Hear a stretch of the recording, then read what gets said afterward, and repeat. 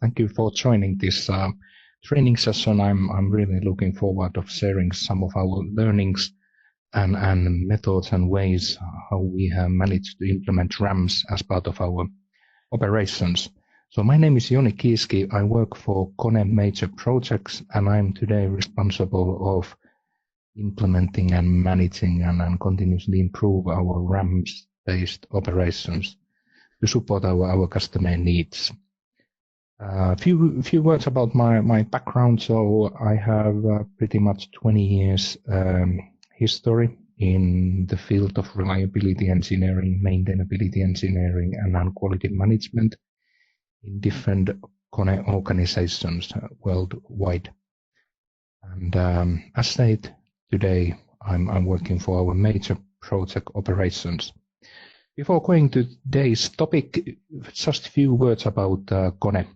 So KONE is more than a century-old company, and the primary business for KONE has been since the start of the business improve the flow of urban life. Of course, today the urban life is a lot different than it was 100 years ago, but during the history of KONE, we have provided elevators, escalators, and building doors and other solutions during the life cycle for our customers. So we are designing, manufacturing, maintaining, installing different people flow solutions. And the mission for KONE is to make people's journey safe, convenient, and reliable. When you think about this mission and vision, it resonates very well with today's agenda. RAMS, reliability, availability, maintainability, and system safety. And of course, these quality characteristics are utmost important, especially when we are speaking about major projects. Those bespoke high-rise buildings world. And of course, then let's not forget the underground metro stations, railway stations, and those complex projects. So this is the area where I'm working today, KONE Major Projects, focusing for the most challenging, the most complex projects our company is delivering. So this is today's agenda. So we will spend around 45 minutes for this presentation, including questions and answer session. And before going to the development and deployment cornerstones, I will just briefly discuss that why RAMS, and then what are the key goal setting areas for this development and deployment. So let's move ahead with background and an introduction to RAMS. So as probably many of you know, RAMS is nothing that KONE has invented. This is an engineering practice and method. Firstly, we can say that it was introduced to commercial businesses in US when civil aviation started to challenge their maintenance planning and design activities in the 70s. Then one of the RAMS milestone in Europe was 1999 when EN standard was published to describe the terminology, the process, and the details that how RAMS is applied for railway applications. And the graph is describing some of our company projects that we have done after Millennium, so London Underground, Jubilee Line, Circle Line in Singapore, Crossrail, Hong Kong Metro, Doha Metro, Riyadh Metro. But now KONE is putting a lot more effort today to focus for infra projects as well. This is the reason why we have put effort and development for these RAMS capabilities. And then somebody may ask that how elevators are linked to the railway environment and railway systems. And the answer is of course that if you think about the underground stations, once the train is coming to platform, there's a need to move to the street level. So there is a as demanding need for vertical and horizontal transportation system that there is between the different stations. And this is of course then why the clients, authorities and customers are expecting that electromechanical vertical and horizontal transportation solutions and systems are part of the mega project RAMS-based system assurance. Elevators and escalators are one subsystem that these RAMS processes and requirements are cascaded.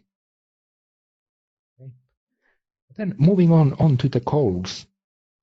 So this is describing some of the shift that we have made.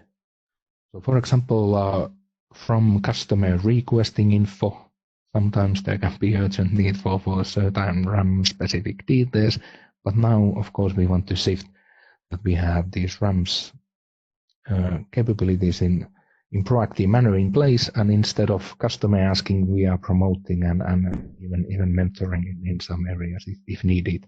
Then, of course, from the call-out rate, breakdown rate, and mean time to repair, focus is shifted more to management of availability, because this is what customers are interested. What is the uptime that the systems are providing during the life and in those operating hours defined?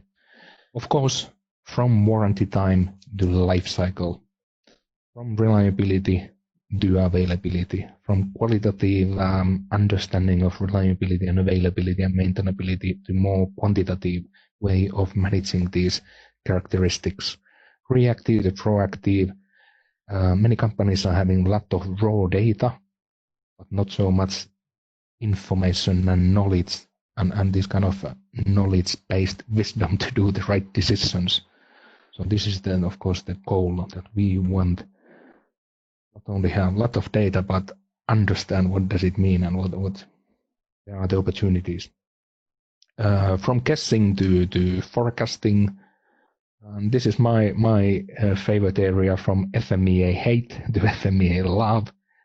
There's this old saying that there's many people that would go to dentist instead of FMEA session if they would have a choice. But the root causes for that are that, of course, that FMEA has not been considered as part of the process, and then facilitation may be lacking the key areas. But from FMEA hate to love, expertise defined for data-driven cross-functional decision making, and from, of course, focus from the component to the system. And the foundation for our development was, of course, then this really well written railway application RAMS standard. Even we are not providing rolling stock and signaling and those systems, many sections that applies for our operating model as well. But then RAMS implementation includes, of course, some challenges. One of the challenges is that if you want to implement RAMS into your full chain operations, this is then bringing, of course, a lot of different organizations into the picture, and different organizations are playing different role in this chain of providing high field reliability and availability at the end of the chain. So, of course, the designers are playing key role here to understand correctly the customer needs and then turning these customer needs into the reliability specifications so that the design teams can then do the needed design actions and verification and validation before production of these components. Then, of course, sales is playing also a key role here. Sales function needs to understand the customer's RAMS requirements and the consequences of implementing those as part of this full chain activity. And the sales in this picture also refers to our installation operations.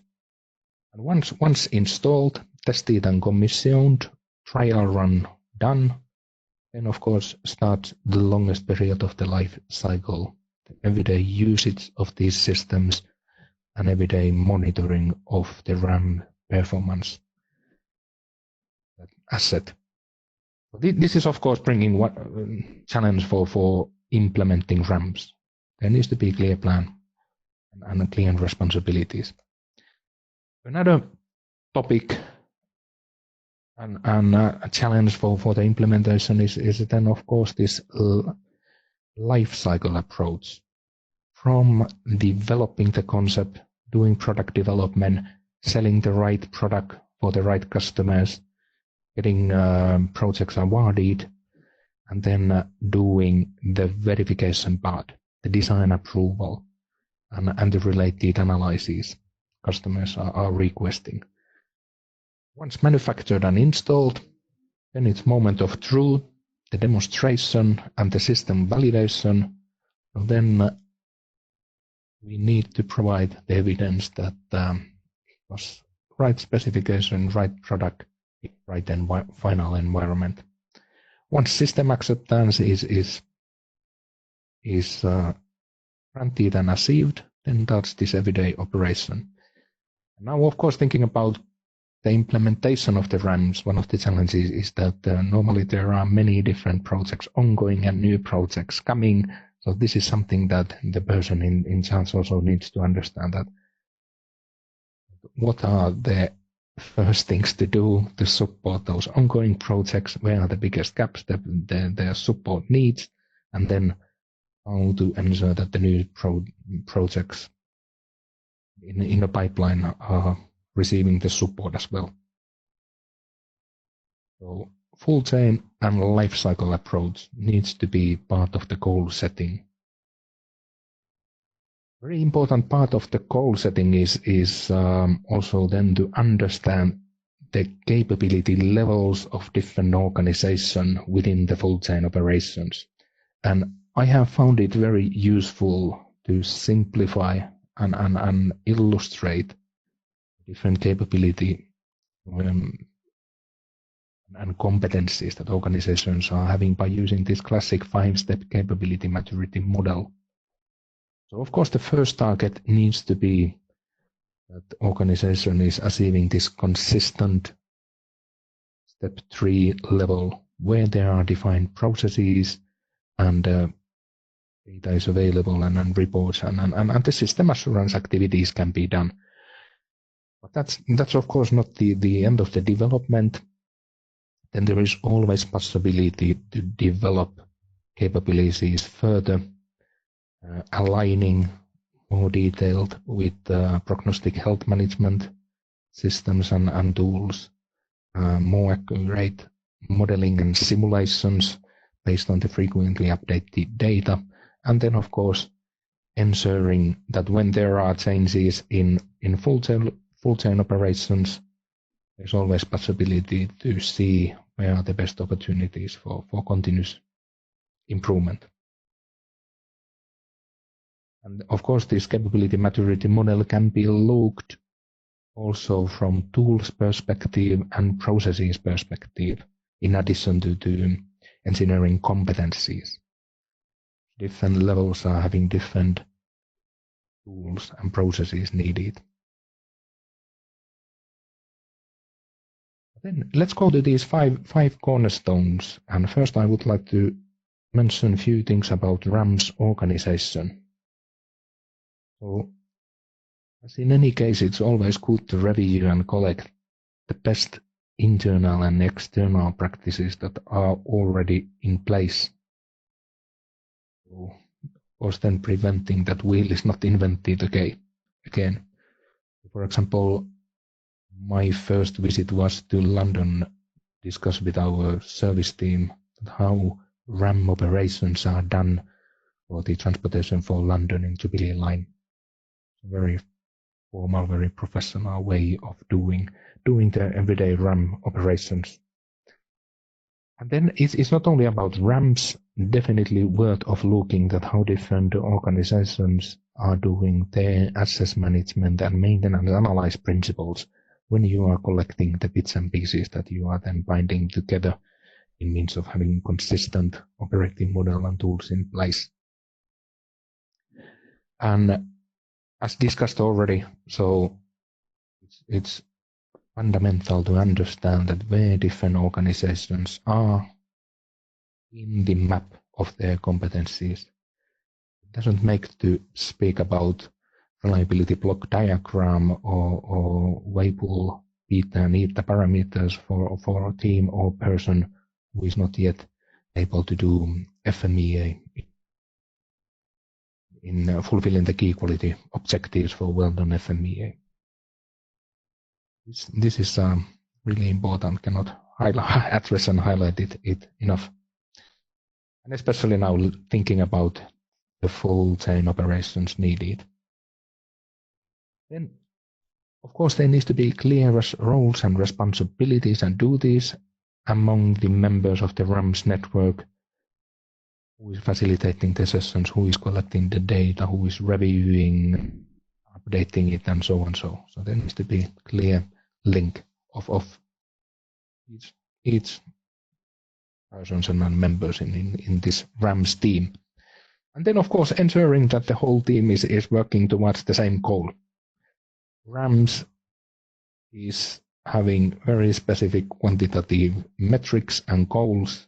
And if these are not clear for the persons and they are not resonating in their everyday life, can be challenged to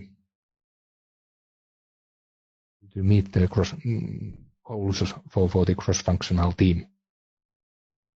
Once organization is placed, then it's time to more think about the operating model. The operating model, I mean here also the process aspects and the management support. Then how do we run not only the everyday operations, but also we are ensuring that the continuous improvement is taking place as part of our operating model. And it's good to highlight that even normally there are very solid standardization and customer specification and requirements in place. It's good to standardize and think about that how we can set up our operating model so that in any project we do will support most likely the upcoming projects. Sometimes the customer requirements are a bit different, but it's good to review and then define. One important topic is to ensure that RAM and system safety teams are also seamlessly aligned and operating towards the same goal. Sometimes these analyses are heavily linked, sometimes they are a little bit separate, so it's good to ensure that both teams are having detailed understanding of the company's RAMS activities and tools and processes, so that we can then prevent any inconsistency in the analysis and their results. Important part of the RAMS operating model is then to align it with those organizations and responsibilities that are interested about the life cycle cost and the usage of the life cycle cost understanding. Because once we are having effective models and simulations available, this will allow us then to estimate the life cycle costs. And important part of the operating model is then to ensure that standardization work for the company's quality, reliability, availability, and maintainability target setting, verification, and validation takes place in full chain. And this is then also, of course, opening the box of that how these KPIs are measured, they are followed, how continuous improvement is taking place, how feasibility checks are done as part of the design and that kind of things. So this is important, and as part of our RAMS deployment and development, we have put effort here that RAM targets are also standardized within company, the life cycle. Then moving to the tools and processes. So now we have organizations clarified, there is operating model in place, and then tools and the analyzed process part. Now we need to understand that RAMS is including a lot of data, text, and then analyses that are having different logic. So for that reason, we have implemented commercial tools, RCM++, that we have used to build up product reference libraries. Products that are normally tendered and engineered for these metro and railway. And then once we are having these reference models, basically it means that we have a book in our library, then we are taking this reference book, and then we are modifying some of the pages, adding on or removing, editing some of the pages so that we are then tailoring project-specific RAM model. And RCM++ is the tool that we are using for facilitation of this maintaining and keeping the library up to date. Then once we have models in place, then we are using BlockSim for reliability block diagram-based simulations. Then BlockSim is giving results and verification data for us. Waypool, of course, used for live data analysis, for the components included to the model. And then important part of this RAMS tool set is, of course, then incorporate quality and reliability dashboards and data analyze tools. Relating to that earlier made comment about standardizing the RAMS KPIs within company. And of course, then having a standard set of RAM plans and reports for customers if customers have not specified by themselves in what form they want to have the analysis. Prognostic health management and RAMS alignment. There are different tools that HM guys are using. And then also one thing that we have put in place is frenzy access. So this is then ensuring that our reliability and maintainability engineers in China, India, US, Europe are having access to those databases that they are defined to have the access. Sending their files through email or putting those in a cloud. So we are using frenzy access to ensure the data security and the correct facilitation of the data. So then from the tools, a few words about the RAM model. This is very simple, one slide. If you are wondering that what is this RAM model? So basically, our RAM model is including 5 steps. First, when we are building up the product reference model or project-specific model, we need to define the product breakdown structure. What are those components that can fail and spare part is needed, or there is a need for maintenance? We are defining a bill of material, a list of components that will then accurately enough describe our complex repairable system. Basically, the term is here line replaceable unit. Once that is done, then of course, good old FMEA. What are those field failure modes that can take place, and what are the causes for the failure? Once that is in place, then we are doing failure effect categorization. We have a big amount of components, even more effects for those potential failures. So then we are categorizing the effects into 6 different categories based on the classic reliability-centered maintenance thinking.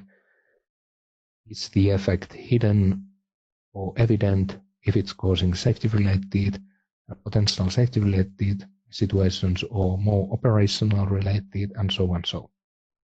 Once this categorization is done, then we have a set of category-based questions that we are asking to justify and select the proper maintenance regime and program to ensure that the causes of the failures are not taking place. Because the purpose of the maintenance is not to maintain the component itself, it's to mitigate the risk of causes appearing suddenly. And once the RAM model, the escalator is in place, then it's the last, the fifth phase to put the data in. And here are some of the examples of the data needed for the RAM model. Preventive maintenance intervals and durations for individual maintenance tasks, active repair times for different spare parts, what maintenance crews we are defining for this system during its life, and what are the related labor cost of those crews during day shift or night shift, spare part prices, spare part logistic delays, the maintenance crew delays, and then of course the life data. So this is summarizing the key elements to build up a RAM model. And then of course people asking that where's your reliability data and models and parameters coming? Because if you see these other data points, they are pretty easy to collect. Let's say not easy, but it's common sense. In most companies there is somebody who can define, or somebody has even done time study for different kind of repair activities, how long it takes to replace a contactor. Spare part prices you can collect, logistic delays you can estimate, but of course the likelihood of wear and tear and the probability of failure is the most challenging data. And for the reliability parameters and reliability data, there are 5 data sources that we are focusing. Of course, all these 5 data sources we are continuously improving. Of course, first thing, design target. When the designer was designing a component, what was on his or her mind? How good is good? How reliable is reliable? And for this, we have developed more accurate reliability target setting for our designers. Once targets are in place, then design team is of course starting to do the design and the verification and validation. And now design for reliability organization is stepping in and playing a big role to support and mentor the design teams, especially if there is some quantitative accelerated life testing and that kind of more sophisticated verification activities done. So that is one source for reliability data. Can you please show me your SKF bearing calculation tools verification report for your L10 life of your bearing? And these kind of questions we can ask from designers. Suppliers, of course. Some companies are having really customer-friendly databases for the mean time between failure values. Then life data analysis. In KONE, we are maintaining a big amount of same equipments. We have implemented standardized back reporting codes for our maintenance technicians. So whenever there are maintenance activities happening for the same equipment, we are using different codes for the component, the repair types and activities, and then they are back reporting these through their field mobility tools, and that data is going to databases, then that can be used for analysis. And then last but not the least, engineering judgment and knowledge. There are persons who have maintained certain component years, decades. They are having really good, concrete, real-life understanding that when 10% will most likely fail, 50%, 80%. And then you can collect these data points and make distribution based on few points and compare these values for the other source of your data. This is something that we are having 5 different data sources, and then combination of this is then used to have the best understanding of those parameters. But then moving on to RAMS awareness and training, this is something that is you cannot leave aside. The concept and the theory of reliability engineering is quite unknown for many, even for engineers. Then you are adding on availability, maintainability, system safety. It is a complex topic based on my observation, even for the engineers.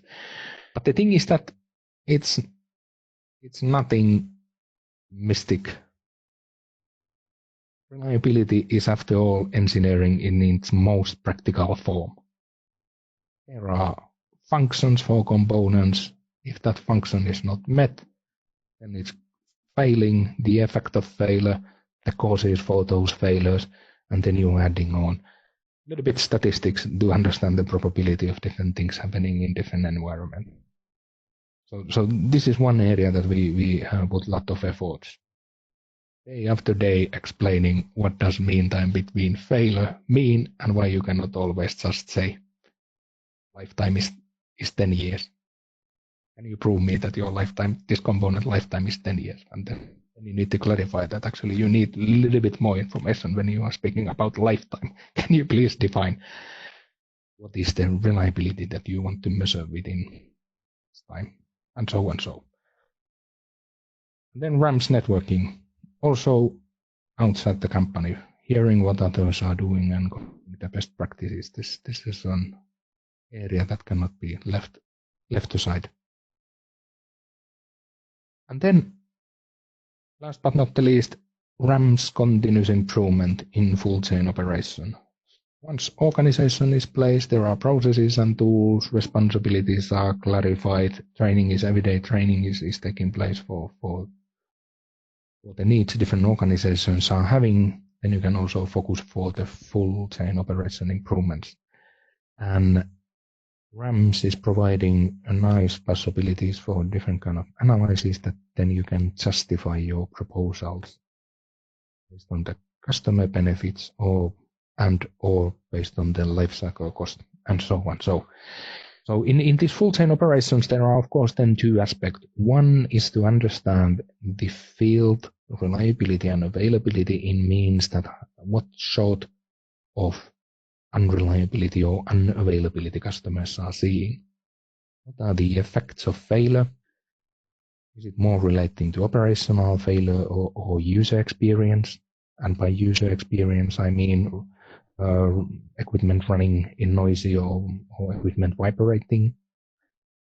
Then you need to also understand that how these field failures are then fixed and repaired.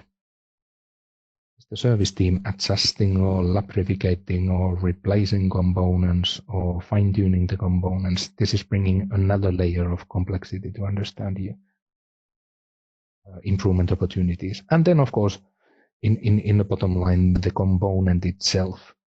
This is the way how we are looking the opportunities for the full chain operations from top down and also from bottom up, and linking component failures to those maintenance activities that are then done. Sometimes you may have really robust component, but then there is some opportunity to improve it, fixing so that it's sticking the right position stronger. This is the thing. And then when you understand the areas of improvement, then of course starts the root cause analysis. Why times why? are these opportunities coming from early failures, from the area of random failures, potentially having some tolerance design issue or sensitivity for the thunderstorm that we had yesterday here in Helsinki, Finland during nighttime. And then, or then are the opportunities more relating to the end of useful life, where wear and tear components will one day come. So these are the areas how we are then looking at continuous improvement, those services and products we are providing. So that was the 5 cornerstones. And if we conclude the first part, that what is RAMS? So I made this kind of simple slide, a little bit too simple, but try to simplify it as simple as possible. So if you think about RAM, it's forming from 3 areas. You cannot have RAM without having customer-driven hardcore engineering operations in place. And this means that the engineers are having solid RAM requirements and specifications. They are taking these into account in their everyday engineering and design activities, supported by design for reliability and design for maintainability guys. The other element is, of course, then solid understanding of failure mode and effect analysis, reliability-centered maintenance, and reliability block diagram. Then the third element is relating to statistics. And of course, each of these balloons and topic, they need to have people, processes, tools, and systems. So for example, FMEA analyze needs to have good, competent, qualified facilitator who will act as a judge if there is any conflict during the session. He or she will keep the discussion focused and ensure that the goals of the FMEA sessions are met.